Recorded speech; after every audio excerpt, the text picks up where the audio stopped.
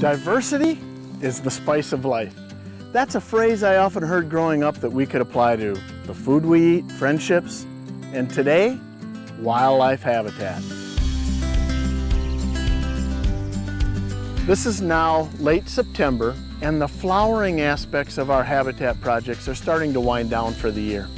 But this is no less an important time of the year because today happens to be a great monarch butterfly migration day. The air above this habitat project is filled with butterflies as monarchs make their way to Mexico for the winter. What a great example of why we have to think about the entire growing season when we're designing our habitat projects.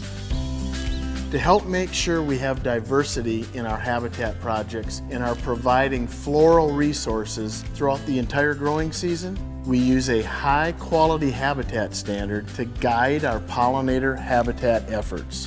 What we call the high-quality habitat standard is a set of guidelines that can help us designing seed mixtures for pollinator projects and ensure that diversity is a key component.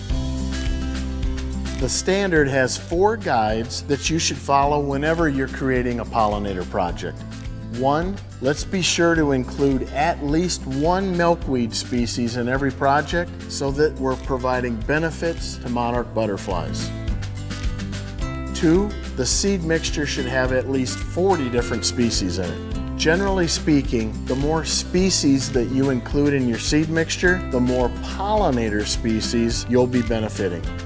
3, that we're using species that will provide flowering plants throughout the entire growing season, from the beginning of the season all the way to the very end of the season. And 4, that between 50 and 80% of the seed mixture you'll use is comprised of wildflowers, legumes, and forbs. Following a standard that ensures diversity and leads to higher quality projects for all kinds of wildlife and pollinators throughout the entire growing season, that's great habitat.